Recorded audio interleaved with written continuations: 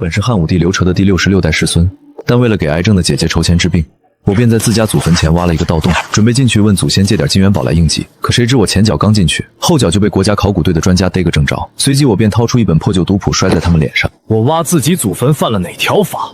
还有我允许你们进我祖坟考古了吗？此时我站在汉武帝墓陵前，将手中的黑金古刀放在地上，等纸钱烧起来，我才敢抬头看了一眼面前的墓碑。这几天的事在脑子里过了一遍。为给阿姐治病，我砸锅卖铁四处借钱，走投无路时，在家里的老宅翻出一本族谱，这才知道2000多年前我家祖上竟是西汉武帝。我蹲下来，在燃烧的纸钱旁倒了瓶白酒。族谱上说，子孙要是穷得活不下去，可以拿着黑金古刀去墓里最后一层取材消灾。可我刚从盗洞进了祖坟，后脚就一大队人马来到汉武帝陵墓外，为首的正是一个平头、身材发福、头戴眼镜的4旬男子，而在他身旁还有一个长相十分清纯可爱的女主持人。冰冰，你们电视台一切准备就绪了吗？都准备好了，徐磊教授，就等你吩咐进墓了。徐磊转身面向摄像头道：“大家好，我们是华夏考古队，我是来自长沙考古队的队长，兼本次行动的组长徐磊。这一次将由我带领摸金搬山、谢陇发青4大考古世家的得意门人，联手精通16字阴阳风水秘术的风水大师胡六一，以及长沙、洛阳、北平、长安4大省级考古队队员，对汉武帝陵墓进行考古挖掘。考古过程中，我们将会进行实时直播。现在就让我们一起来见证这一段历史时刻吧。”徐磊教授的话刚一说完，一旁的冰冰就被直播的一条弹幕给吸引了注意力。徐磊教授，好像有人说那边的草丛里是不是有一个盗洞？盗洞？怎么可能？徐磊教授轻笑了一句，不以为意，然而眼睛却是朝着冰冰所指的方向看了过去。只是一眼，徐磊就呆愣住了。堆积在一起的培土偌大的盗洞，还有一瓶已经喝完了的二锅头。这汉武帝的墓被盗了！徐磊教授，你还好吧？见徐磊脸都绿了，一旁的冰冰赶紧推了推他。徐磊缓过神，心里却恼火得很。在他的认知里，盗墓贼手段卑劣之前的拿走不值钱的随意毁坏。汉武帝可是与秦始皇齐名的人物，要是被盗文物损坏，历史真相被破坏，他不敢想象。我没事。徐磊语气难掩失落。直播间炸了，汉武帝墓被盗了，盗墓贼尽早盯上汉武帝墓，热搜在各大平台发酵，直播间人气从10几万至上百万。这时精通16字风水秘术的胡六一抬起头道：“三叔，新鲜的培土，挖了几个时辰不到。汉武帝墓规格这么大，盗墓贼估计还在里头。好，我今天就联系治安署。连汉武帝墓也敢盗，损坏文物严重，我看你要不要把牢底坐穿？”他骂骂咧咧离开镜头，摄影师只好对准冰冰。冰冰尴尬一笑，安抚观众。直播间又炸了，这兄弟撞枪口上了呀！考古现场秒变追凶现场。长安市治安署负责人徐三多收到消息，在自己的地盘出这种事，简直是奇耻大辱。好的，一定配合。我现在就派人过去。挂断电话，徐磊神色稍缓，看着面前的盗洞，气不打一处来。不等了，先进去，进去晚了不知道多少文物被破坏。走！他一马当先，带着摸金搬山、谢灵、发鹏4大世家得意门生以及胡六一等人，10几号人浩浩荡荡钻进盗洞。网络传播极快，加上自媒体蹭流量，直播间人气从100万涨到500万，直逼平台一哥。墓室追凶，确定不是拍电影。听说敢盗墓的都不是一般人，这盗墓贼厉害吗？会不会手提黑金古刀？会不会见到晋婆尸龟？弹幕层出不穷。很快，众人到了盗洞尽头，南天门第一重天出现在眼前，紫气环绕。我以为到天上了，那是真龙吗？那是铜龙。桥梁破败了，真有盗墓贼来过。巨龙拉着的青铜棺椁上是什么？别慌，那只是个傀儡。见几个刚毕业的害怕了，三叔出言安慰。谢岭派的陈玉楼突然走到悬崖边，在众人没反应过来时跳了下去。下一秒，他单手攀上悬崖，重新爬上来，手里拿着几支箭矢，是机关，万箭穿心。桥梁上没血迹，盗墓贼已经过去了，不是掉下悬崖，是已经过去了。听到胡八一的话，徐磊眉头一皱，看向铁桥。直播间又炸了，真的，盗墓贼长翅膀了，那为什么不追？愣着干嘛？文物损坏谁负责？这是第一层机关，万箭穿心。铁桥至少1000米，藏着上万支箭，贸然过去，还没抓到人，我们先成筛子。考古队正在想办法，观众却不买账。你们这么多专家没一个办法，人家一个人都闯过去了。徐磊没说话，解释不如实验。咔咔咔，机关触发，嗖嗖嗖，无数箭矢从龙眼射出，胡六一迅速退回。三叔，这次碰上高手了。徐磊眼睛一亮，盯着射出的箭矢和掉落的木板。许教授有发现？反应过来，冰冰忙问。徐磊点头。他利用了重力感应，用箭矢给木板增重，让木板比身体重，骗过机关，通过了铁桥。观众更来兴趣了，原来如此，所以那些破木板是这么来的，一边躲箭，一边增重。这兄弟牛啊，果然敢盗墓的不是一般人。徐磊脸色有点难看，这么多专家，还得用盗墓贼的办法过关，但抓人要紧。他吩咐陈玉楼和胡六一开始忙活，考古队找来吸附箭矢的棉花袋，让木板增重到比人重，才一个接一个上桥。就在这时，吱呜一声鬼叫，刚毕业的考古队员吓得腿软。我操！粽子！身子一晃，差点把整队人晃下悬崖。别慌，不是粽子，是齿轮摩擦的声音，跟吉他二胡发声原理一样。队员松了口气，弹幕有点失望。汉武帝墓没那么简单。三叔，前面有个10米窟窿，用绳梯，玉楼靠你了。陈玉楼点点头，直接跳下铁桥，用臂力拉着铁链架绳梯。考古队也有能人啊，不知道陈玉楼和盗墓贼谁厉害。吱呜，机械声又响。瞎子，小心！话音刚落，嗖嗖嗖，同人眼里无数箭矢对准陈玉楼。不好！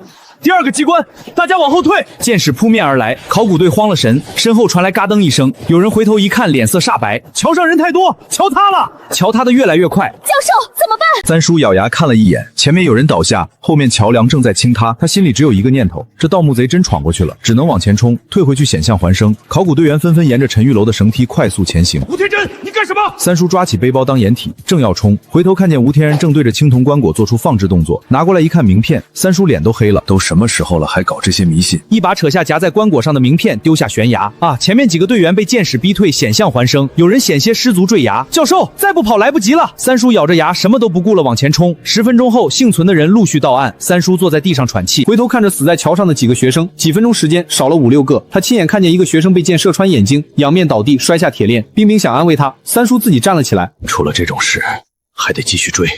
抓住这可恶的盗墓贼！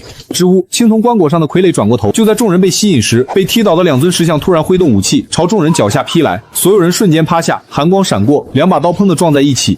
这才第一层就这么刺激，后面还得了？胡八一检查石像，每座至少200公斤。陈玉楼点头，能放倒这个不简单。这盗墓贼该不会姓张吧？只身闯过，毫发无损，太牛了！想看看这人长什么样？王月半走到三叔面前，三叔还追吗？这人比我们想象的强，石像倒下的位置离原位那么远，力量远不止如此。三叔眼青的厉害，王胖子的话他信，但汉武帝墓对考古界太重要了。追！你带几个学生留下等治安署的人，其余人跟我继续追。我倒是要看看这盗墓贼有多大本事。我对自己身后的追兵一无所知。第2层陵室出奇的平常，平常的墓室，平常的甬道，什么都没有，机关没有壁画，连文字记载都没有。手电照了一路，空空荡荡。越是这样，我心里越不踏实。终于一道大门拦在面前，门上刻着4个大字：金屋藏娇。金屋藏娇。我看着这4个大字，心里泛起嘀咕：这是陈阿娇的墓。历史上他不是葬在窦皇后那边吗？还是说在这个世界，汉武帝最后原谅他了？没多想，我推门进去，一股花香扑面而来，手电照过去，绿色藤蔓上开着红色的花，彼岸花，12片花瓣像绸缎一样，在冰冷的墓室里开了一片又一片。我往前走，他们就一路开着，直到一堵青砖挡住去路。我用吸金骨刀刮开苔藓，暗黄色的光斑露出来。金砖，这就是金屋藏娇。我试着抠了抠，每块砖严丝合缝，间隔不到1毫米。黑金骨刀砍上去，只留下淡淡的白痕。老祖宗这是想让盗墓贼止步。我正要把全身力气使上，突然听见头顶有动静，侧耳听了听，眉头皱起来。龙火琉璃鼎。我把刀放下，从包里掏出一副假手，仿张小子的发丘长指做的，正好派上用场。一寸一寸摸过去，找准位置，食指和中指猛地插进金砖缝隙，嘎吱一声，一块金砖被我硬生生扯了下来。掂了掂分量，够给阿姐治病了。这幕不比其他，见好就收。正要装进包里，无意间一擦，笑了镀金。里头还是铜。老祖宗没骗人，真得去最后一层。我又带上下肢，把周围的砖一块块往外拔，不能往里推，否则头顶的琉璃顶塌下来，灵火一烧，必死无疑。往外拔就没事，但我还是小心，每拔一块都要听听头顶的反应。最后一块洞口不大，正常成年的体型根本进不去。我早就想好了，开这么小的洞，既防机关，也防别的盗墓贼跟进来。背包先塞进去，然后身子像泥鳅一样一缩，钻了进去。即使捂住了口鼻，还是呛了一口。这地方多年不见天日，阴气太重。上一世我就是因为吸了湿气才穿越过来的。稳住以后，打开头戴探灯，左右两边是2幅巨大的壁画，颜色脱落了，但还能看出是陈阿娇的生平故事，跟历史书上差不多，没什么特别。真正让我好奇的是墓室正中间一棵炭黑色的树——谢子木。这种树长在深山沟壑里，阳光永远照不到的地方。我只听说过谢子棺，还没见过谢子木。正打量着，身后突然传来嘶嘶簌簌的声音。我猛地回头，一道黑影已到面前，快准狠。没等我反应，就被他掐着脖子提到了半空。砰的一声，头灯被打落在地，我喘不过气，本能的去拔背后的黑金骨刀。一片漆黑中，我用另一只手摸了摸困住我的东西，年华有鳞甲、蟒蛇。黑暗中，一条巨大的野鸡脖子正对着我吐信子，它似乎感觉到黑金骨刀的威胁，蛇腹开始用力，想把我绞死。但它还没来得及发力，我已经用缩骨功脱身。野鸡脖子怒了，沿着阴子木盘旋，把角落里的几副人骨扫了出来。这么多工匠都死在这儿了，我捡起手电，这才看清它的全貌。20米长，超过了霸王蟒的记录。野鸡脖子本就罕见，何况这么大。手电的温度让它再次发现了我，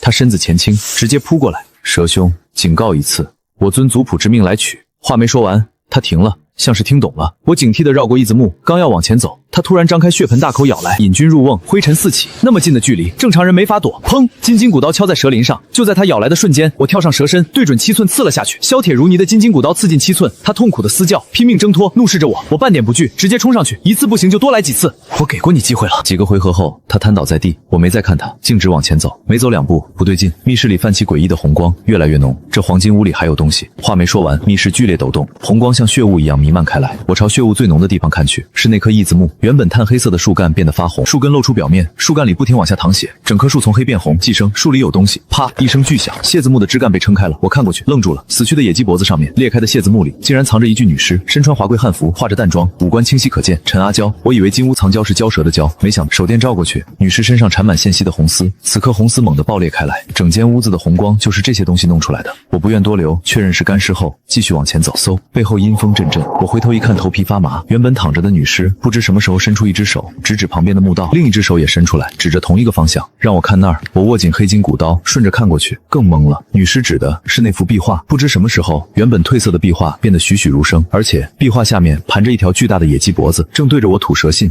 野鸡脖子活了？怎么可能？纵使我见多识广，也被这超乎科学的现象惊住了。我往印字墓旁边看了一眼，野鸡脖子的尸体果然不见了。几分钟前，我亲手用黑金骨刀杀了他，现在他活了，这他妈超出我的认知了。我见过邪乎事，没见过这种。唯一能想到的解释是那红色虫子搞的鬼，他让陈阿娇活了，让野鸡脖子也活了。不对，我看着冲我微笑的女尸和野鸡脖子，总觉得哪里不对劲。但黄金屋里缺氧，脑子转得慢。野鸡脖子扑过来了，封闭空间，没法躲，只能提刀再战，快准狠。我一刀刺向7寸，黑金骨刀刺进空气里，蛇尾却把我甩到墙上，撞散一堆白骨。如果不把虫子逼出来，这东西砍不死。野鸡脖子又爬过来，我躲，又被甩到墙上，又是一堆白骨。被寄生后，他力量和速度都暴涨，不能恋战，得跑。我速度很快，他更快。第3次被追上，蛇尾又要甩过来，我笑了，原来是这样。蛇尾迎面而来，我没躲，没眨眼。下一秒，我完好无损地站在原地，拿起黑金骨刀挑了挑白骨。我轻笑一声，果真如此。第2次被甩到墙上时，我就察觉了。每次打斗我都拉开距离，可为什么每次被甩到墙边，眼前都是同样的白骨？还有，他又张嘴又甩尾，为什么每次都只是把我撞墙？幻觉，野鸡脖子根本没活过来，是幻觉在诱导我自己撞墙。我从牛仔裤里掏出黑色铁盒，倒出黄色粉末，凑到鼻子边一口吸进去。脑袋一凉，再定睛一看，没有什么复活的野鸡脖子，墙上的壁画恢复了正常，只有印子墓里的女尸闭着眼，身上的红丝还在往外渗。醒魂药有用，刚才是红丝搞的鬼。我心有余悸，不想多留，休整一下，起身离开。绕过英子墓往前走，一股腐臭味扑面而来。外头的彼岸花藤蔓居然出现在这密不透风的黄金屋里，没有花，只剩一团黑绿，又是一道石墙挡住去路。我掏出发丘长指，伸手去拔铜砖，刚要抽出来，头顶滴下一滴火油，冷汗瞬间下来了。我赶紧扶住铜砖往外推，龙火琉璃鼎只能往外推，刚才差点酿成大祸。幻觉的事让我心有余悸，加上缺氧，险些出事。我停下来冷静了几十秒，才继续拔砖。又是一个狭小的洞口，背包塞进去，缩骨功钻出来，出来就明白黄金屋里为什么有藤蔓了。我到了一处石洞，石洞两边彼岸花一路开放，穿过石洞是复杂的下行洞口，一会儿往西，一会儿往北，越走越深。钟乳石长了出来，发着白光，形状各异。钟乳石中间有个溶洞，旁边立着一块巨石，巨石上刻着4个大字：银河揽月。第3重天到了。银河揽月，我看着洞口4个大字，没敢直接进去。前2层的尿性告诉我，每一层都有机关。第1层铜龙，第2层野鸡脖子，第3层呢？我想了想五行，第1层土和金，第2层金和木，那第3层应该是木和水。可眼前这银河揽月，水看见了，木在哪儿？带着疑惑钻进溶洞，还没开手电，就看见好几双红的渗人的眼睛盯着我。灯一开，眼睛全没了，只剩清澈水面下的波纹。水下肯定有东西，可为什么一开灯就消失？我不敢待在水里，看见块黑色巨石就跳了上去。四周寂静，什么都没有。可刚才那些红眼怎么回事？看错了，还是有什么无色透明的东西长着红眼。手电扫遍溶洞，除了石头还是石头，见鬼了！我把黑金骨刀伸进水里搅了搅，刀上还沾着野鸡脖子的血，腥味散开。突然我眼睛一凝，操，藏在这儿！我死死盯着刚才站的地方，那块石头，张着嘴，一双血丝眼睛也盯着我。是怪物，像鱼又不是鱼，浑身漆黑，头上长满青苔，趴水里根本分不清是石头。啪，水声四起，更多红眼钻出水面把我围住，包围我就有用。我提刀冲向最近的一只，怪物们却拖着笨重的身体往后退。忌惮黑金骨刀，族谱上说手持黑金骨刀来最后一层去除消灾。原来我没这想，一路往前推进。与此同时，三叔带领的考古队终于到了第2重天。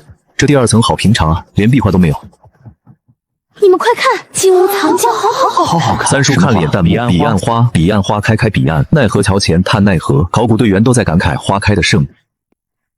只有陈玉楼和胡六一一言不发，站在黄金墙前，看着那个盗洞，一脸黑线。这是人干的事儿。胡六一看着那个只能容纳婴儿钻进去的洞，陈玉楼摇头。三叔他们赶到了，摸金派的王月半摸着黄金墙感慨，金屋藏娇居然是真的。三叔走到陈玉楼旁边，刚要问话，也被那个盗洞惊住了。附近还有别的盗洞吗？没了，没了。陈玉楼说。三叔声音都抖了。我们一路没看见任何人，所以这盗墓贼是从这个洞钻进去的。这只有婴儿能过吧？他是孙悟空，会72变。三叔爆了粗，他彻底震惊了，自己追的这盗墓贼究竟有多厉害？我没听错吧？婴儿大的洞钻进去，除非他是个瘦成干的小孩，小孩能过铜龙机关，能踢飞100公斤石像。这洞怎么来的？想过吗？高手，这是真高手。三叔说的对，孙悟空转世吧。越来越好奇这盗墓贼是谁了。直播间炸了！哎，你们看，这儿有个洞。这该不会就是传说中的……看来这就是传说中的婴儿盗洞了。这种人要是一直盗下去，多少墓要遭殃。想办法打开黄金墙。今天就算他再变态，我也要抓住他。徐磊教授，等一下。三叔回头，他身后跟着一排身穿迷彩的队伍，装备精良，整齐有序。第一层的机关没对他们造成什么影响。军队，三叔把军队叫来了，看他们肩膀上的徽章，孤狼战队。孤狼来抓盗墓贼，有好戏看了。上面很重视啊，能不重视吗？网上都炸了，全国1半网民在关注这事儿，我吃瓜看戏。三叔倒吸一口凉气，许三多居然把国家5大精锐之一的孤狼战队派来了。许教授，上面很重视，这盗墓贼社会影响太大，我们配合你抓人。好，他从这儿钻进去了，靠你们打开了。大家退后。三叔，发球派的张岐山过去了。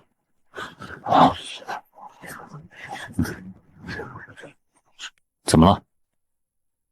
张岐山没说话，伸出2根齐长的手指，沿着盗洞摸索，然后缓缓开口：不能用炸药，龙火琉璃顶，冷风倾向，自己带的可是世界有名的精锐。刚才第1层的桥塌了，他们硬是造了座绳桥过来。在他眼里，不管这盗墓贼是谁，敢破坏文物就3个字：撵过去。他没理张岐山，看向三叔，三叔却急匆匆跑过来，一脸惊慌。他说的对，真不能用炸药，这龙火琉璃顶只能把金砖往外拔，用外力炸开，我们全得葬身火海。所有人脸色一变，冷风也不好坚持，命人收起炸药。三叔松了口气，看向张岐山，幸亏这次把4大世家的人都请来了。张岐山的本事他见识过，那双手能轻易插入巨石。看你了，岐山兄弟。张岐山点头，发控长指伸进洞口，顺着流浪打开的缝隙摸索，用力一插，手指插进铜砖缝隙。他学着流浪的样子往外拔，却发现铜砖极重，根本弄不出来。这东西需要力量和技巧，太强行会触发头顶机关。张岐山左右为难，心里却冒出一个问题：那家伙怎么也会发球长指？难不成是张家消失的那个人？一道恨风，又一只手指插进铜砖，是冷风。许教授，不止你们考古队有能人，冷风力量极大，一块铜砖很快被拔出来，还没等他得意，轰！整个第2层剧烈摇晃，2个人一起用力，龙火琉璃顶被触发了，所有人陷入死寂。直播间观众傻眼了，龙火琉璃顶触发了，我就知道没这么简单，考古现场要变火葬场了。不至于吧？孤狼战队在呢，孤狼又如何？老祖宗的智慧面前一样渺小。所以那盗墓贼到底有多牛逼？除了张小哥，我想不到别人。此时的直播间内，徐磊和冰冰等人正紧张地注视着屏幕。这什么顶怎么破解？没法破解，我们都会死在这儿。刚毕业的考古学生慌了，拼命往回跑，可铁桥早塌了，孤狼的绳桥他们根本过不去。三叔知道龙火琉璃顶的威力，顶上是满满的火油，与空气挤燃，一旦泄漏全得死。张岐山，把铜装给我。陈玉楼冲过来，干什么？安回去，掉下来的肉还能长回去。有人质疑，不试试怎么知道？张岐山也来到黄金墙前，跑不掉，只能试。一起听我指挥。张岐山盯着陈玉楼，陈玉楼点头，1、2、3，用力，空，烟灰弥漫。然后墓室安静了，成功了。张岐山心有余悸，所有人松了口气，有人手还在抖。这盗墓贼什么来头？张岐山和陈玉楼没停，继续扒砖。既然一个人不行，就2个人配合。一个用技巧，一个使力。很快，一个正常人能过的洞口出现了。休整后，三叔决定继续追。有了孤狼战队，早抓住盗墓贼，对墓室的损害越小。考古队钻进盗洞，终于进来了。刚才吓死人！陈玉楼大心脏啊！4大世家加上胡六一都是圈内名人，越这么说越觉得盗墓贼厉害，就想看看他长啥样。黄金屋里还有危险吧？这蛇有10几米吧？死了没多久，我好像看见条老长的东西，蛇尾巴。三叔也看见了，他走过去，眉头皱起。怎么死的？还用问？盗墓贼杀的。问问题的学生说不出话。六一兄弟，这么大的你能干死吗？你能吗？不能。胡六一没理他，又问张岐山，又问陈玉楼。陈玉楼摇头，这不就得了，还追什么？里头那盗墓贼根本就不是人，追上了能怎样？不如放弃，咱们还是赶紧撤吧，别到时候把自己搭进去了。怎么了，胖子？王胖子刚要回答，身后还多了个穿黑衣的土匪，正要对王胖子下手。王胖子跟傻了一样，听不见，幸好那学生躲开了。胡六一起身要去拉他。王胖子，你干什么？抬眼一看，哪还有胖子？分明是个盗墓贼把胖子踩在脚下。那胖子怎么朝自己人动手了？胡六一也疯了，刀乱扔，眼神呆滞，在翻白眼。学生拿石头砸三叔和冰冰，三叔流血了。是中蛊了吧？陈哈娇就是因为蛊术被废的。完了，军队手里有枪啊！直播间观众的心提到了嗓子眼。角落里，孤狼战队的队员也不对劲了，有人握紧枪对准了队长冷风，子弹上膛。又一个队员拿枪对准了前面那个，20名队员全部举枪对准自己的队友，形成一个完美的闭环。头皮发麻，设计这墓的人没想让进来的人活着出去。这就是汉武帝墓。盗墓贼怎么躲过这些蛊虫的？要是有他在，考古队也不至于这样。砰一声枪响，有观众闭上了眼睛。冷风里握着冒烟的手枪，他没对准队员，也没对准考古队，而是朝殷子墓上空放了一枪。作为执行过无数国家级任务的特战队员，他经历过各种极端环境训练，红色蛊虫对他也有影响，但他靠掐人中强行清醒过来。这一枪是给队员的信号。枪声响起，所有队员向街接到命令一样，刻在骨子里的纪律，让他们一个接一个清醒过来，摸着脑袋，头疼欲裂。队长，我们怎么了？先把考古队弄醒，这才是我心目中的冷锋。幸亏孤狼来了，孤狼队员把考古队一个个弄醒，被那女尸置换了。三叔冒出一身冷汗，强忍着心跳走到女尸面前，戴好口罩。刘骨，真的是陈阿娇。生前他用蛊术祸害后宫，死后汉武帝用他来防盗。他伸手想触碰，手指刚碰到尸首，整张脸瞬间崩塌，露出狰狞的一幕。老师，这只是一道机关，有价值的东西应该在最底层。现在当务之急是追盗墓贼。三叔回头，又是那个往青铜棺椁里扔名片的吴天真。各位，这次考古行动我考虑不周，没想到如此凶险。他脸色变了变，走到众人面前。王八一说的对，这墓尸险重重，不想继续的留在这里，等我们抓到盗墓贼再来接。一大半学生选择留下，只有少数胆大的还想继续。确认完毕，三叔带着剩下的人继续前进。很快，他们来到流浪之前打开的黄金墙前。这次有经验了，张岐山和陈玉林配合着扒砖，其余人耐心等待。孤狼队长冷锋站在一旁，看着那个只能容纳婴儿钻入的洞穴，脸上表情变了变。不管你是谁，有多大本事，我冷锋绝不会让你轻易破坏这座陵墓。胡六一看了眼还蹲在黄金屋角落的张岐山，黄金墙已经打开，考古队往前走了，张岐山却还在那儿发呆。胡六一知道他在想什么，那盗墓贼是怎么把铜砖卸得这么完整的？张岐山回过神，跟上队伍。胡六一要往前走，身后传来声音：“等等我！”王胖子从盗洞里钻出来：“你还来？不是你要留下的吗？”嘿嘿，我那是担心学生送死，再说直播呢，丢不起摸金派的脸。嘿嘿嘿，得，你那点心思我清楚，别以为你对那女士，嘘，有你份儿，肯定有你份儿。哎，你们俩快点！三叔在前面喊人，两人默不作声赶上去。众人对王胖子归队有点诧异，但没多想，继续打量眼前的溶洞和钟乳石。有考古队员在讨论第三层机关会是什么，完全没有头绪。不用问了，胡六一走过来，是水里的东西。前5层是按5行造的，金木水火土，前2层是金和木。这里溶洞地形，队长，前面有个山洞，里面是活水。第3层肯定是水，胡八一可以啊，有这么多牛人，盗墓贼插翅难逃，撑死5层就得被抓。冷队长，这层是水下机关，接下来特战队开路，考古队跟在后面观察。冷锋安排完，深吸一口气，钻进冷水。队长，这边正常，这边也没问题。特战队员紧随其后，小心翼翼探进银河揽月。冷锋没说话，手伸进水里捞起一点东西，血渍，野鸡脖子的血，盗墓贼就在里面。都仔细点，注意水下。冷队长，快回来！冷锋瞬间警觉，迅速找掩护。身后一条黑色巨鱼凌空而起，悬在他头顶。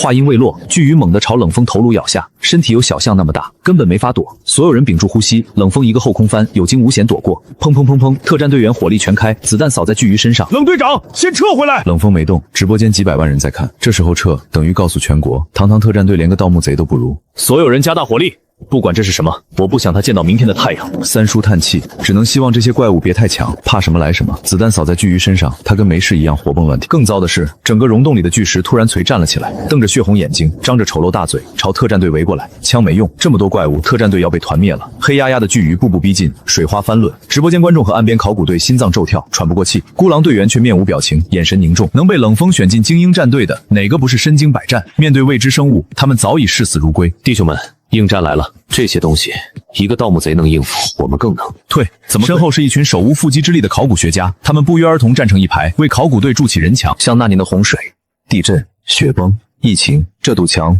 我落泪了。哪有什么岁月静好？冰冰手在抖，许教授得想办法。冷队长他们三叔看向陈玉楼、胡六一、张岐山，这是什么？没人说话。子弹都打不穿的东西，他们第一次见。三叔，好像是《山海经》里的猪鳖鱼，前几天刚看到过。弱点在哪儿？没有。攻他们眼睛！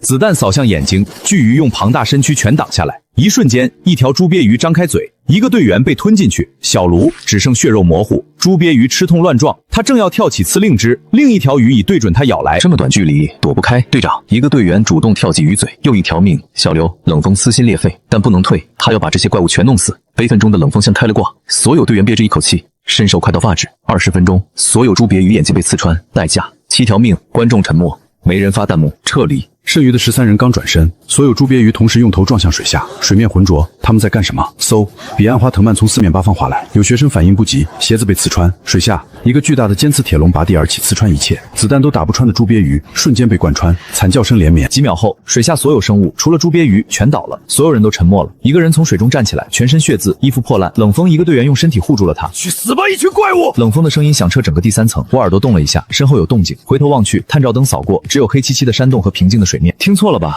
黄金屋那会儿的幻觉让我有点敏感，但身后什么也没有。继续往前走，手拿黑金骨刀，安然无恙过了第3层。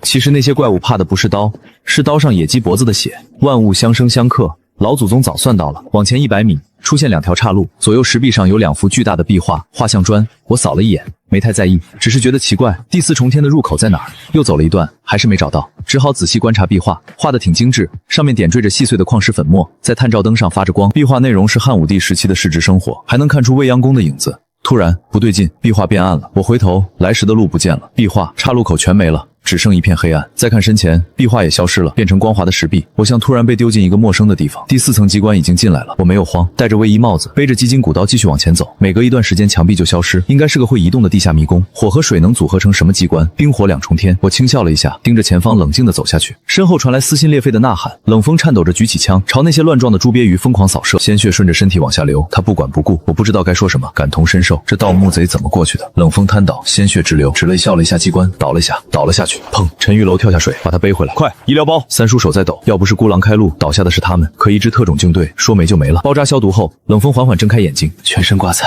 已经没法走了。他看着三叔，打开口袋摸出手机，让他来支援。三叔接过手机，手在颤抖。007，那支传说中的战队。长安市治安署会议室，桌上摆着一瓶矿泉水。许三多表情严肃的能杀人。他抽着烟，强压怒火。一支烟抽完，他开始训话。自己辖区出这种事儿，还被短短几小时。墓室追凶，汉武帝陵墓被盗，孤狼小队牺牲，冲上热搜。盗墓贼更是进了前10，上面已经开始问责。头，要不把另外4支精英部队也调过去？许三多摇头，孤狼都牺牲了，后面只会更难。那我已经有对策了，调王牌战队。007那边手续办好，全力配合。手下愣了一下，随即眉头舒展。007部队，江湖上到处是传说，反策反恶鬼势力，反邪队，战功累累。至于王牌战队，从没公开露过面，只有内部人知道他们有多变态。楼下传来整齐的脚步声，王牌战队出发了。他不知道的是，冷风出事时，007队长周生宇已经带着黑面达、达文、鬼脚六等人赶往茂陵。等三叔颤巍巍接过冷风电话，007已经到了第1层铜龙机关前。也好，让他们注意安全。最好等王牌支援，保证完成任务。等008赶到第3层，瞎了眼的猪鳖鱼还在乱撞。角落里，冷风伤口未愈，喉咙瘙痒难耐，所有人屏住呼吸，气氛压抑。冷风，周星宇快步上前，冷风艰难睁眼，给您丢脸了。我比不过一个盗墓贼，害弟兄们全军覆没。周星宇面无表情，鬓角银丝飘动，他熟练的重新包扎。放心吧，我会亲手抓住他，带到你面前。冷风破防了，考古队学生义愤填膺，直播间人气直逼1000万，弹幕溅起，这盗墓贼到底是谁？第3层又安然无恙过去了，马上能抓到了。冷风叫他老师。007什么来头？活在传说中的部队比孤狼还牛。这么说吧，20年来007带出来的孤狼战队至少有50支。懂了，盗墓贼插翅难逃。黑面达、鬼脚六、阿欢干活了。是。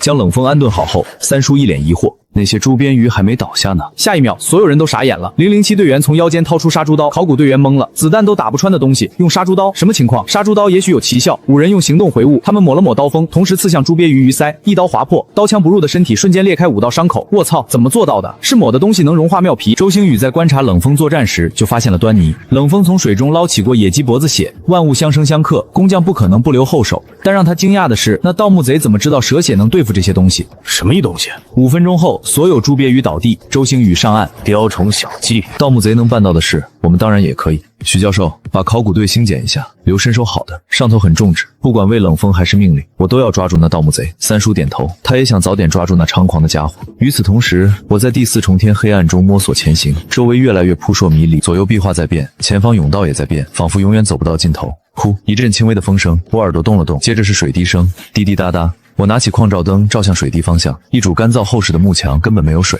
我猛地提刀劈下，破！黑金骨刀刺空，我跳了下去，瞬间明白过来，镜子，那些打磨光滑的镜子制造了视野差，让我困在移动迷宫里。小时候的瓶中姑娘就是这个原理。我轻笑一声，但双脚落地时眉头皱了起来。不对，制造机关的人不该犯这种低级错误。用水滴声帮人变位，水滴声是真实的，它从哪儿来？这一层是火和水，既来之则安之。双脚踩实，我心反而定了。太谨慎是好事，但过了头反而拖累自己。既然下来了，有什么危机解决就是。头灯扫过四周，一个正方形墓道，四面都是墙，看着像密骆驼，几乎封死。但我刚从上面跳下来，知道这只是障眼法，光的折射，上面甬道的壁画打磨得光滑如镜，专门用来欺骗眼睛，就像瓶中姑娘的魔术。摆几面镜子就能让人头蛇身，有入口就有出口。我开始摸索，水滴声还在响，我顺着声音摸过去，什么都没有。不对，我没有触发任何机关，哪来的滴水声？暂时不管，继续找出口。几乎摸遍了四面墙，什么都没有。我坐在地上喝水，盯着跳下来的地方发呆。光的折射，眼睛会欺骗你，欺骗。我猛地站起来，我一直沿着墙找出口。惯性思维，如果出口根本不在墙上呢？我朝进来时的方向摸过去，先摸上方，空的。顺着往下摸，一层隔板，下面有个洞，灯下黑，我跳了下去，头灯照亮一副石门，门上4个大字：生死抉择。刚才那个只是踏板，这儿才是真正的第4重天。嘎吱，石门自动关上，没打算让我后退，我也不需要退。提刀进门，扫视四周，墓室两侧摆满了兵马俑，杂乱无章，左右各有一个骑马将军带队，身后各有一扇石门，左边石门刻着霍去病，右边刻着卫青，名字下面还有字，左边是生，右边是死，生死抉择。我检查过那些兵马俑，都是普通陶影，没有暗器。咔咔，机关触发的声音，墓室剧烈摇晃，砰的一声，头顶张开一个小孔，几根铁链吊着一个人下来，仙风道骨，手持竹简，东方朔，铁链拉动竹简，一排数字整齐排列，80、79、78。东方朔手里的竹简是倒计时，我一眼就看出来了。抬头看了眼石门上的生死抉择，是要我在2扇门里选一个，生还是死？脚下开始晃动，等倒计时结束，机关就会触发。好烫，手电往下一照，脚下冒出浓烟，有什么东西在燃烧。65、63，倒计时还在走，浓烟越来越呛，是火。我咳了几声，必须尽快选，不然不是烧死就是呛死。选生还是选死？老祖宗真狠，但再狠的机关也有规律。五行八卦、周易易经，找到规律就能出去。生门不一定生，死门不一定死。卫青、霍去病2个大将军确实陪葬在茂陵，但和生死有什么关系？32、31、30，我想起来了，他们都是北伐匈奴，方向是北，2扇门一左一右，只要进北边的门就行，应该是这个线索。寻龙分金看缠山，一重缠是一重关，北边是这儿，冲向霍去病的石门，我一个后滚翻躲开，肩膀还是被燎到，温度高的吓人。倒计时15秒，来不及了。10、9、8、7，整个墓室快烧没了，兵马俑烧得通红，滋滋冒烟，离霍去病的门还有段距离。3米，我直接跳起来，一脚蹬上霍去病的战马，滋，脚下冒烟，管不了了。3秒，我用尽全身力气撞向石门，斜金骨刀插进门缝，猛叫，砰，什么东西掉了？我被浓烟呛得摔倒在地，倒是归零。呼，烈火从地下窜起，吞没整个墓室。东方朔没了，竹简没了，兵马俑烧成了焦炭。3秒后，我还活着，最后1秒撬开石门滚了出来，脑子空白了3秒才记得呼吸，死里逃生。我站起来，准备往第5层走，然后傻眼了，一模一样的墓室，同样的兵马俑，同样的卫青霍去病，同样的生死门，这第4重天还没完，还是北方。我刚要走，头顶张开，铁链吊着东方朔下来，竹简翻开，我只看了一眼就忍不住骂了一句：40秒，比刚才少了20秒。我赶紧摸罗盘，没了，刚才掉那一声是罗盘摔了，眉头皱紧，入墓以来最大的一次危机。冷静，越到这种时候越不能慌。55、54、53，时间在走，与其抱怨，不如想办法。罗盘是丢了，但强者都是在绝望里找希望的。我从北方进来的，正前方应该还是北方。抬眼一看，北边是堵墙，没有石门，这一间的生死门在西南2个方向。我快步走到石室中央，确保不管选南边的卫青还是西边的霍去病，距离都一样。30、29、28，咕咕咕咕，40多秒时脚下就有这声音。现在听清了，是水，已经开始往上冒。这一层的机关果然是火和水，如果时间到了没选，就是淹死。上一层是霍去病生卫青死，这一层呢？匈奴在西北边，按上一层的逻辑应该选西，但古人机关求变，更何况是汉武帝墓，工匠都是顶尖的，可再怎么变也有规律。15、14、13，水已经淹到大腿了，来不及想了。西，我拼命往西边石门跑，最后5秒，手已经摸到石门，后脊发凉，回头一看，卫青骑着战马，正对着我冷笑，头皮发麻。要是选错了，里面会什么？3秒，我看见了走马灯，潜意识的好奇、热血、欺骗、孤独，醒一醒，是阿锦的声音。我猛地推开石门，死就死，推开还有一线生机，淹死就什么都没了。轰，整间石室被湍流吞没。我站在门后，触角还在滴水。同样的卫青霍去病，同样的生死门。我站在门后，面无表情。咔咔咔，东方朔缓缓降落，竹简翻开，40秒，每进一层少20秒。工匠就是要用时间压迫，让盗墓贼寸步难行。但我这次毫不犹豫，直接走向西边卫青身后的石门。20、19、18、17，倒计时刚过一半，我已经推开了门，火焰机关才刚刚触发，我就安然无恙进了下一层。刚才与卫青对视那一眼，差点要了我的命，却也让我发现了规律，生死门背后真正的秘密。我懂了，石门推开，又是同样的兵马俑，同样的生死门。我松了口气，擦掉脸上的汗。第4重天是进墓以来最凶险的一关，不靠本事硬闯，要靠观察、胆量和细心。咔咔咔，东方朔再次降下，竹简上的倒计时从40秒变成了20秒。我不慌不忙，径直走向南面霍去病的死门，看都没看北面卫青的生门。其实本来没把握，但第2道石门里和卫青对视那几秒，让我想明白了关键。进来前甬道上的壁画，2座山脉祁连山和阴山。史书记载，卫青墓修成阴山形状，霍去病墓修成祁连山形状，一同陪葬茂陵。祁连山由西北向东南，阴山由西向东。第1间密室，霍去病在北，卫青在南，选霍去病北门。第2间密室，霍去病在西，卫青在南，按祁连山走向，还是选霍去病西门。第3间密室，霍去病在北，卫青在西，再往北就违背祁连山走向了，得选卫青西门。第4间，按这个逻辑推下去就行。倒计时只剩10秒，我在最后一刻推开了石门。安然无恙，都小心点。考古队在007带领下缓缓前进，朱鳖鱼解决了，水下机关也没再触发。盗墓贼到第9层了吗？应该也困在哪层吧。007带队进度快多了，连障眼法都识破了。他们到了我待过的那个踏板，被同一个障眼法难住。周星宇没说话，打着手电过来。地上有我丢的矿泉水瓶。他蹲下看了看，然后起身摸索，先上后下，夹层，出口在这儿。他率先跳下去，整个人凭空消失。考古队依次跟进，第4重天的生死抉择。石门出现在直播间画面里，他们加快了脚步，朝石门走去。火焰已经退去，机关悄然冲至，等待他们的是和我刚才一模一样的选择。我踏出第4重天最后一间石门的那一刻，身后的机关悄然冲至。这一关靠的是祁连山和阴山的走向。卫青木修成阴山状，由西向东；霍去病木交成祁连山状，由西北向东南。只要顺着山脉走向选门，就能走出去。我回头看了一眼，这层机关真正可怕的不是水火，而是人心。考古队在周星宇带领下进入第1间石室。与冷风不同，周星宇50多岁，身手仍如30岁。他躲民间风俗，经验丰富，轻松破解了困住我的墓道。留下的考古队员也经过2轮筛选，身手都不弱。冰冰留在原地等王牌战队直播继续。我操，卫青霍去病真人长这样，威严之气，真国民男神。现场却没人说话，他们都见过第1层的剑士怎么射穿同伴。三叔看向胡六一，是机关吗？胡六一摇头，不像。门口几个学生这才敢踏进来。同时门全部关上，设计者等所有人进笼才动手。周星宇从角落里捡起一个烧焦的罗盘，走到中间，都过来。破解办法在这儿，左右两边的生死门选一个。咔咔咔，东方朔降下，倒计时开始。好烫，脚下冒火，众人僵持。老胡，靠你了。胡六一盯着石门，心里有答案。问能骗？问他们，却不敢试错。是右边卫青，毛小杰犹豫，两人争执间，那个叫徐一凡的学生突然一把将毛小杰推到卫青门后。你给我进去吧！惨叫声传来，徐一凡眼神呆滞，转身走向霍去病门，轻轻推开。教授，队长，路在这边，快！所有人低言不发。石门缓缓推开，又是同样的生死门，但我已经不慌了。这一层的规律我摸透了。卫青木修成阴山状由西向东，霍去病木修成祁罗山状由西北照东南。只要顺着山脉走向选门就不会错。倒计时从20秒变成10秒，我照样在最后一刻推开正确的门。身后机关重置，等待下一批闯入者。考古队在周松宇带领下进入第一间石室时，我已经到了第5层门口。他们没我这么幸运。石门关上的那一刻，所有人都慌了。倒计时60秒，脚下开始冒火，都到中间来。周星宇举着烧焦的罗盘，左右两边的生死门选一个通关。咔咔咔，东方朔降下，时间在走，好烫，众人僵持。王胖子推胡六一，老胡靠你了。胡六一盯着石门，心里有答案，却不敢试错。是右边卫青，一个学生突然出口：毛小杰，我还能骗你？毛小杰犹豫，问问教授吧，问他们，等着被烧死。争执间，那个叫徐一凡的学生突然一把将毛小杰推到卫青门后，啊！惨叫声传来，徐一凡眼神呆滞，转身走向霍去镜门，轻轻推开。教授，队长，路在这边，快！所有人盯着他，一言不发。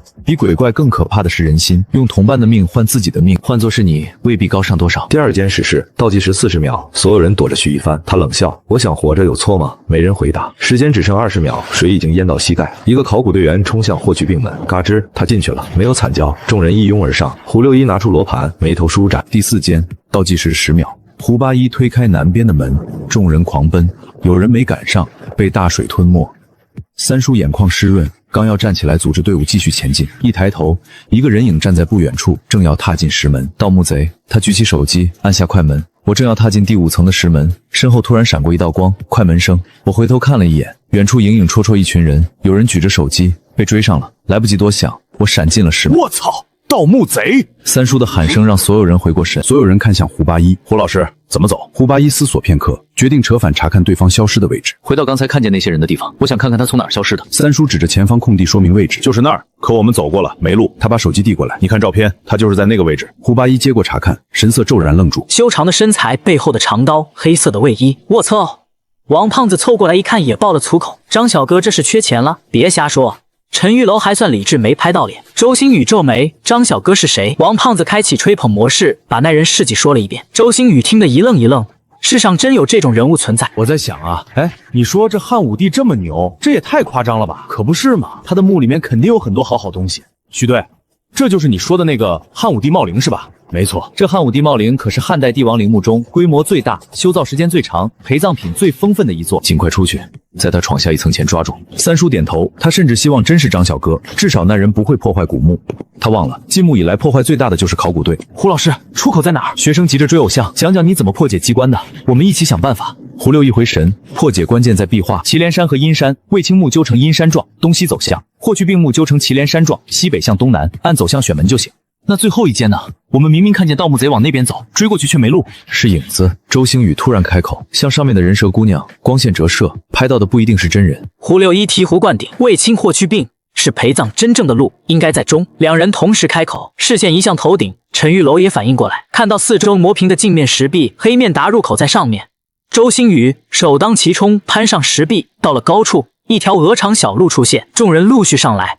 你们看，由上往下视野不同，被灵纹锁链环绕的上古先贤雕像，各处殿宇锁链延伸至秘境深处，是秘境阵眼在核心所在。锁链两侧景不同，一侧布满玄奥纹，一侧空旷无，对应着2处秘境通路。上古传承的技艺精妙绝伦，千百年的邪在流所构造，即便是如此也令人赞叹不已。那是何物？原本流转的光幕檐瞬间静止，周遭也随之安静了下来。黑暗中，一个庞然大物正盯着考古队。周星宇冷哼一声，腰间宝刀出手，直指众人头顶，噗呲，液体流下。这里怎么还会有猪鳖鱼？我回头看了一眼，不对，这鱼和第3层的不一样，液里有毒。一个学生好奇地用手电照过去，一滴液体落在脸上，瞬间他倒在地上，没来得及叫第2声。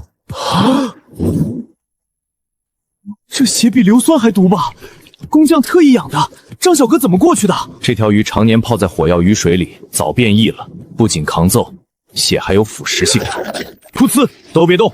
一个巨大的鱼炮从鱼嘴里射向考古队，周星宇拔枪就射，鱼炮破裂。你们保护，我来对付。不是为了装，是为了让直播间那帮人看看，治安署不是吃素的。孤狼失败了，但他周星宇要让所有人明白，盗墓贼再强，治安署更强。鱼炮再次射来，周星宇没躲，一刀劈开，翻身贴近鱼王，肉眼只能捕捉到3刀。下一秒，鱼王头颅被分成8块，散落在地。卧槽！星爷隐藏实力，3刀大卸8块，使出刀速度太快，终于来个能打的。周队长和张小哥谁厉害？都说了，不一定是张小哥。周星宇突然爆发，考古队都看呆了。这人50多了，要是巅峰期得多恐怖！头出刀好像更快了，上次更快，肉眼只见2刀，这次对手不一样，得下狠手。也是，不过这么多年，头还是爱用刀，手艺人的匠心。还记得那年追国宝，一把菜刀大战金枪客，那几年猪肉也切得不错。那是我心目中独一无二的猪肉小王子。周星宇面无表情，带头向前，继续走。卖弄没用，抓住盗墓贼才震撼。盗墓贼是张小哥吧？那打扮、那刀、那身手学不来的，抓住就知道了。你真觉得能抓住？直播间又炸了。我站在五重天门口，眼前全是黄沙，金木水火土到土了。流沙木作为摸金校尉，我太清楚这东西的厉害。当年80多号人折在里面，不乏身手不弱于我的。流沙一泻活埋，手电往前照，2个涌洞口，我心里咯噔一下。当年那80多人死后，我翻遍古籍找破解办法，顺便看到了更狠的机关——双甬道流沙木。不管走哪个口都一样，真正的沙招在上面。屋顶全是流沙碎石，靠平衡点悬着，只要落脚点不对，多一粒石子的重量偏差，流沙瞬间倾泻。近200米长，20米宽，每一步都得踩对。可谁知道正确的落脚点在哪儿？妈的，先是生死抉择，又来这个，一层比一层变态，全是死局。这种只在古籍上见过的机关，居然让我在老祖宗墓里碰上了。200米长，20米宽，每一步都得踩对，错一步流沙活埋，还2个甬道，把空间弄得更大。这他妈根本不是难，是要命。我深吸一口气，冷静。还好没有时间限制，慢慢找规律。5分钟过去，我想起老前辈的话，解不开谜团，就想想出题的人在想什么。谁设计的？丁瑞。时间不对。马庸。汉末的。鲁班。对了，肯定是鲁班的后人。西汉工匠能参考的只有鲁班。如果我是鲁班，设计这机关时会想什么？我盯着2个甬道，陷入沉思。考古队到了第4重天尽头，8道石门围成一个八卦图，中间阴阳鱼里一黑一白2种液体。8门金锁阵，生门在东北方向。操！下面有磁场，那怎么变方向？太阳东升西落，北斗星位置，树木光照。他扫了一圈四周，但这里什么都没有。那一黑一白不能碰一起，否则化学反应。这里成火葬场。看，阴阳鱼下沉了。这层也有时间限制。第5层机关前，我盯着2个甬道，脑子里全是鲁班。如果我是鲁班，设计这种要命的机关会怎么想？鲁班这人我研究过。机关术的祖师爷，但他有个习惯，再复杂的机关都会留一线生机，不是心善，是觉得绝杀太没意思，要给对手留点念想。这一线生机在哪儿？我用手电一寸一寸扫过甬道入口，石壁平整，看不出异常。蹲下看地面，每一块砖都严丝合缝。不对，我趴下来，侧着脸，让视线几乎贴着地面，光线斜射过去，终于看出了名堂。有些砖的表面有极浅极浅的摩擦痕迹，不是所有砖都被踩过。设计者自己也得识机关，他走的路就是生路。200米甬道，正确的落脚点应该是一条连续的路径。那些有痕迹的砖就是路标。我站起身，深呼吸，接下来每一步都得踩准。与此同时，考古队被困在8门金锁阵里，8道石门围着一黑一白2种液体，白与黑眼是鸽油，黑与白眼是火油，中间隔板每30秒消失1层，一共60层，现在还剩49层。那不就是20分钟？不到25分钟。陈玉楼点头，所有人慌了，手机指南针疯狂打转，罗盘也废了。下面有强磁场，古书上说，有风的地方就是东南方向，找到东南就能找到东北生门。三叔立刻拔了根头发举着，其他人也跟着做。没风，整间密室密不透风，阴阳鱼隔层从49掉到40，再到35、30。许教授，撤吧！有人撑不住了。60减49，11层，每层30秒。盗墓贼只用了5分半钟就过了这关，5分半钟。盗墓贼只用了5分钟就过了，说明有办法。再等等，各位看直播的大佬，我是摸金派王胖子，我们考古队没辙了，但全华夏能人这么多，谁能告诉我们怎么找生门？原来就在周星宇不经意间向直播间的弹幕的时候，王胖子也是想起了现在自己所做的一切都正在直播呢。既然胡六一一时半会儿想不出什么破解机关的办法，那不如求助整个华夏的人们。难不成这集华夏10几亿人口的力量还找不出破解机关的办法？另一边，我此时趴在地上，脸几乎贴着地面，让手电的光斜射过去。果然，有些砖的表面有极浅的摩擦痕迹，不是所有砖都被踩过。设计者自己也得是机关，他走的路就是生路。我站起身，看着眼前200米长的甬道，接下来每一步都得踩准，错一步就是流沙活埋。深呼吸，抬脚落下，第一块有痕迹的砖。考古队那边彻底乱了，怎么找生门？王胖子对着直播间求救，弹幕全是馊主意，什么变苍蝇去探路，什么8个人分开走，三叔脸都绿了。隔层从40层掉到20层，只剩10分钟，撤！机关响了，不是教室，是水。外面的水涌进来了，轰隆一声，巨石滚落，堵死了退路。现在怎么办？为什么不早点撤？别傻了，只要往后退就会触发。只剩10分钟了，让开，用炸药。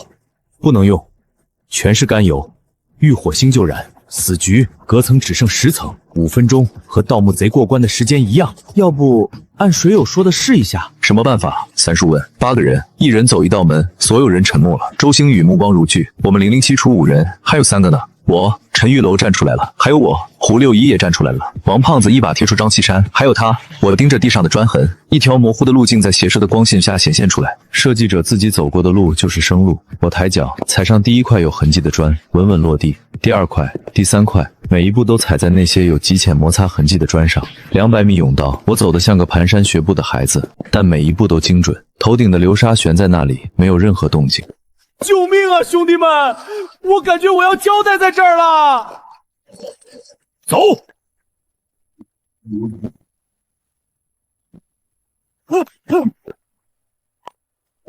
别冲动，这里有机关。要不8个人，一人走一道门，隔层只剩10层，5分钟和盗墓贼过关的时间一样。007出5人，还有3个呢。我，还有他。隔层只剩7层，3分半钟。东北方向的生门是这儿。几个学生冲进去，咔咔，头顶尖刺瞬间压下，血肉模糊。阿欢，鬼脚6！周星宇喊出名字时，2名007队员已经没了，所有人愣住了。是局中局，和前几层一样，2个机关，生门是死，死门是生。所有人转身往后跑。我盯着地上的砖痕，一条模糊的路径在斜射的光线下显现出来。设计者自己走过的路就是生路。抬脚踩上第一块有痕迹的砖，稳稳落地。第2块、第3块。每一步都踩在那些有极浅摩擦痕迹的砖上。200米甬道，我走得像个蹒跚学步的孩子，但每一步都精准。头顶的流沙悬在那里，没有任何动静。八卦图阵内，阴阳鱼只剩4层薄板。2分钟，所有人冲向死门。钻进去后，走在最前面的是个学生和黑面达，前方黑压压一片，特别压抑。黑面达看见一团黑影，刚想提醒前面的学生，人没了。咕噜，水花声，手电照过去，那团黑影是一滩湖水，水面泛起涟漪，学生从水下冒出头，拼命往岸上游。他身后密密麻麻的黑毛蛇浮出水面。成千上万条，像弹簧一样弹上甬道。黑面达和达文6开枪扫射，蛇太多，这边刚打死几条，那边已经咬向考古队，有人被咬倒，后面的人直接踩过去。金木水火土，生门没错，但破解机关的不是生死门，是井门、火门。咔，最后一层隔板消失，甘油和火油混在一起，熊熊大火燃起。胡八一贴着墙往井门摸，肩膀冒烟，衣服烧着。徐一帆那个推同伴进死门的学生，想推开前面的人先走，伸手的瞬间被火焰吞没。黑面达和达文6殿后对付追来的黑毛蛇，周星宇抓住2人衣领往门口推，自己断后。一条蛇咬上他脚踝，他一刀劈断，冲向井门。轰！堵门的巨石被挪开，水流倾泻而下，火焰瞬间降温。周星宇身上已燃起火苗，一道强烈的水流冲到他身上，门内火焰终于熄灭。王牌战队9人站在面前，肩膀绣着虎形纹章，年龄不过30，却自带威严。周星宇强忍伤痛站起来。007特种作战部队队长周星宇，请示归队，允许归队。为首的成龙点头。周星宇走到队伍最后，黑面达和达文6连站后面都不配。王牌战队从未曝光过，治安署最高层个个都是精英，10个接近小哥境界的追一个正牌小哥，咔嚓。机关触发的声音，所有人瞬间警惕。王胖子脸都白了，还没走出去，几秒钟过去，没有尖刺，没有黑毛蛇，轰隆隆的声音传来。另一边的石门缓缓打开，光线照进来，井门是正解，吓死了，心脏都跳出来了。三叔还追吗？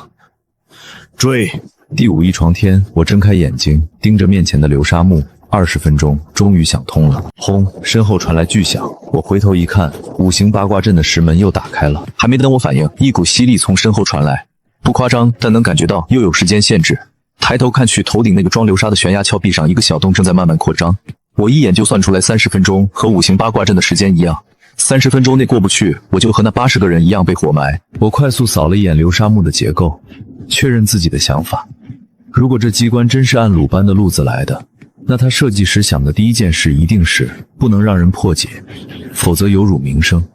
所以第一个落脚点一定是常人想象不到的地方。但这里的常人不是普通人，而是有能耐的人，能闯到第5层的盗墓贼。有能耐的人最不容易想到哪儿？最平常的地方。最危险就是最安全，最不重要就是最重要。这机关看起来像民间的晒条，应该是鲁班弟子的手笔。晒条最安全的地方是第一步编织的地方，只要按晒条编织的步骤走就能过去。2个洞口，2根石柱，第一步选左边还是右边？三叔那句追的语音里我明白了，左边。人用晒条都是从左往右，我踩上去砰，没塌，猜中了。接下来就简单了，第2步、第3步，我把晒苗编织的步骤在脑子里拆成平面图，一步接一步踩过去，几百米的距离，30分钟足够。终于看到洞口，我快步踩上去，松了口气，闯过来了。一抬头愣住了，2个真正的洞口出现在面前，之前那2个只是空壳，现在这2个只有一个能到下一层，高兴太早了。我盯着2个洞口，头疼，左边、右边。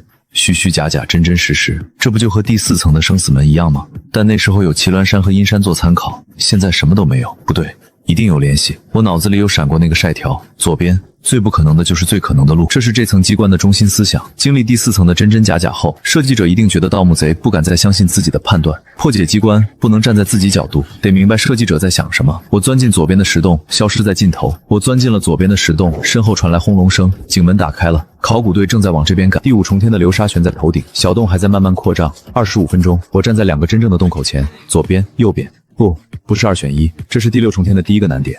真正的入口只有一个。我盯着左边洞口，脑子里闪过晒雕的编织步骤，每一步都按顺序走。最危险的地方最安全，最不可能的就是最可能的。设计这层机关的人一定觉得经历过第4重真真假假的人已经不敢相信自己的判断。我进了左边井门内，石门要关了，所有人拼命往前冲。王胖子慢了一步，被脚夹住。前面的搬山派传人伸手拉他，人被拉出来了，外套却被扯掉。粉红色的小兔子内衣，众人懵了。搬山派传人赶紧去捡外套，假发又掉了，一头长发垂下来，女的。搬山派传人是女的，身手一直跟在最前面，真了不起。报告队长，流沙机关还剩25分钟出发。王牌战队队员梁小伟指着正在扩张的峭壁。王胖子看了眼身后关死的石门，骂了一句。梁小伟拿起特制手电，在流沙墓里照了一圈头。这里的沙子少了几粒，几分钟时间看出少了几粒沙子。成龙点头，第一个踩上去，砰，踏实落地。正是我花了20分钟才想通的地方。王胖子、陈玉楼、张岐山、杨小玲都瞪大了眼睛，距离差1步了。怎么看出来的？几粒沙子都能发现，变态啊！要是早有这支专业小队在前做先导勘探，咱们考古队也不会耗费这么多时间精力。铲下弹幕刷屏的间隙，考古队跟着这支小队一路稳步向前作业。胖子看着越走越快的队伍，渐渐有点跟不上了。这路走起来也太耗体力了。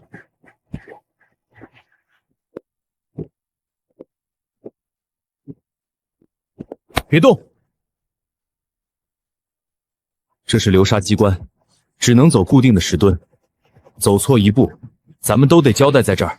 这机关是反的，只有小部分落脚点正确，大部分都是出发点，所以王牌战队只是沿着盗墓贼走过的路走。那盗墓贼怎么在20分钟里找出这条路的？因为他是张小哥。终于走完，所有人来到左右2个石洞前。成龙队长怎么不走了？他必须抓住盗墓贼，将功除罪。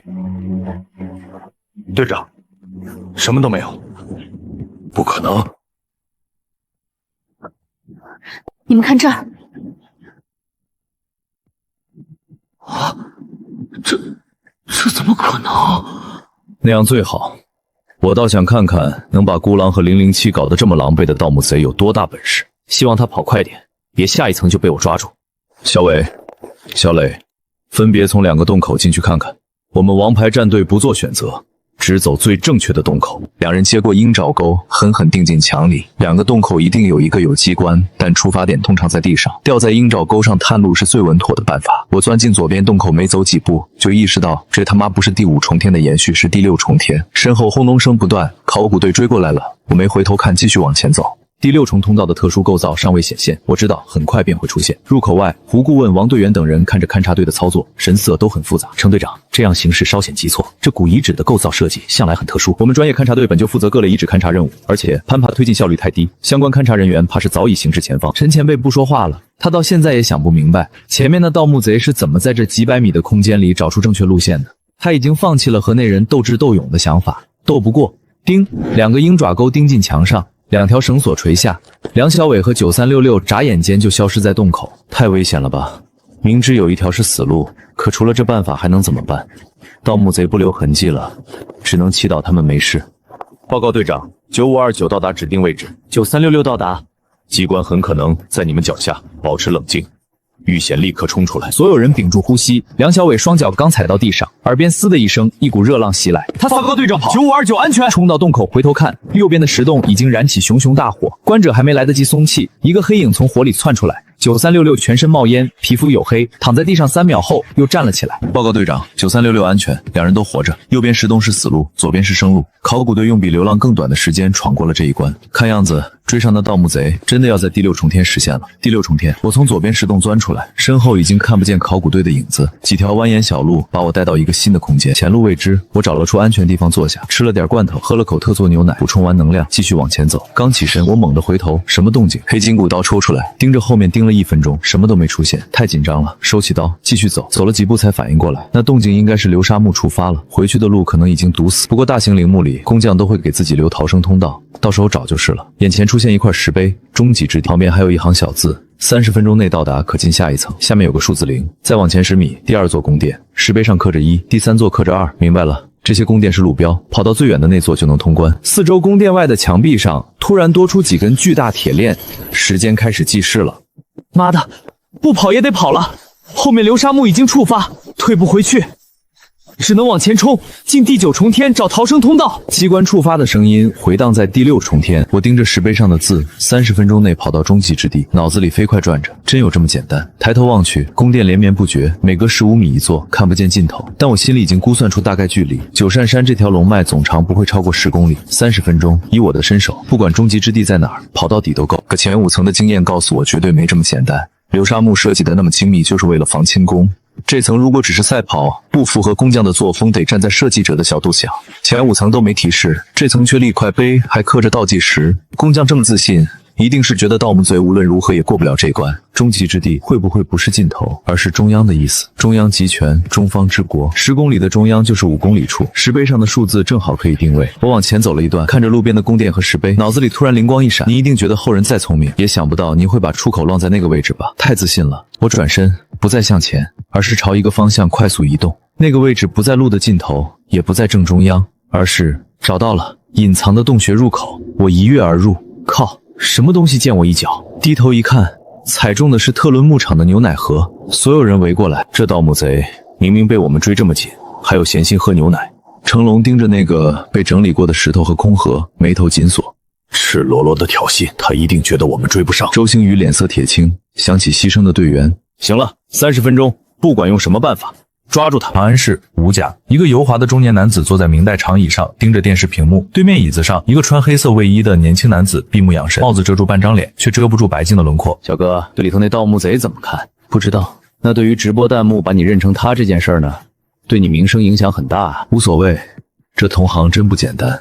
前5层机关，就算我们去也得花点时间。他一个人闯过去了，这身手恐怕真和你伯仲之间，难怪会认错。年轻男子没说话，突然他睁开眼睛看向屏幕，画面里三叔正把手机放在一块石碑上。终极之地，第6重天。我站在隐藏洞口边缘，回头看了一眼那条绵长的宫殿小路，30分钟跑到终极之地。不，出口不在路的尽头，也不在正中央。设计者太自信了，他觉得盗墓贼一定只会往前跑。但我站在他的角度想明白了，真正的终极之地是他特意留给自己逃生用的暗道入口，就在这座不起眼的宫殿后面。我一跃而入，消失在黑暗中。终极之地直播间弹幕炸了。三叔考古笔记里提过云顶天宫的青铜门，汉武帝墓里怎么会有这个？第6重天机关是什么？小哥，你突然睁眼，是因为这个？长安吴家吴老三盯着屏幕，转头看向张子霖。吴老三，别忘了，见过西王府的不止周穆王、秦始皇。门推开，解酒走进来。吴老三脸色一变，你是说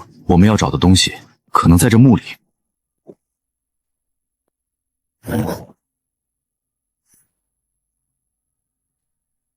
这张石桌的纹路是明代古建的榫卯结构图。你是怎么看出来的？历史的研究从来都不是一蹴而就的。汉武帝茂陵的考古发现，为我们研究汉代的历史提供了珍贵的实物资料。这些发现让我们对汉代的历史有了更深入的了解，也让我们对未来的考古工作充满了期待。队长，那些宫殿都被铁链拉住了。机关已经触发，盗墓贼要么在前面，不信，要么已经过关，不然这些铁链早就启动自毁程序了。才几分钟，追！他还在路上，就一定跑不了。